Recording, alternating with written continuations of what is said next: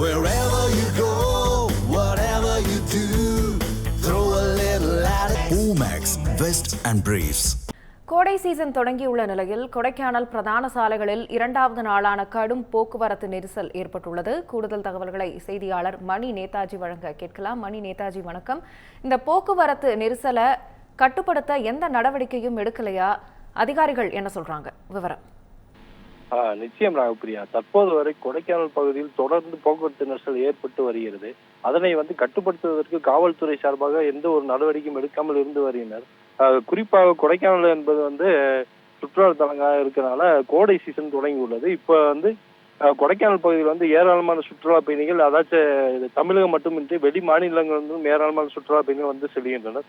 இதன் காரணமாக பிரதான சாலையில் சுமார் 3 கிலோமீட்டர் தூரமாக வாகனங்கள் அணிவகுத்து நிற்கின்றனர். குறிப்பாக ஏர்ச்சாலை, மூஞ்சிக்கல் அரசு மேல்நிலை பள்ளி நிறுத்தம், கல்லறைமேடு போன்ற பகுதிகளில் அதிக அளவு போக்குவரத்து நெரிசல் ஏற்பட்டு வருகிறது.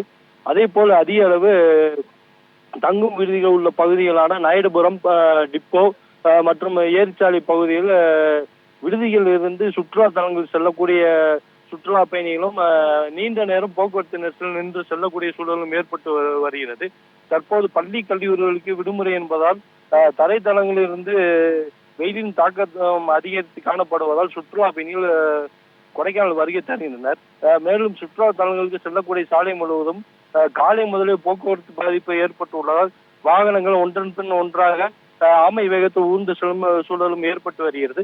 ஒரு சில சுற்றுலா பயணிகள் தங்கள் பொறுமையிலிருந்து வாகனத்திலிருந்து இறங்கி சுற்றுலா தலங்களுக்கு நடந்து செல்லக்கூடிய சூழலும் நாம் பார்த்து வருகிறோம்.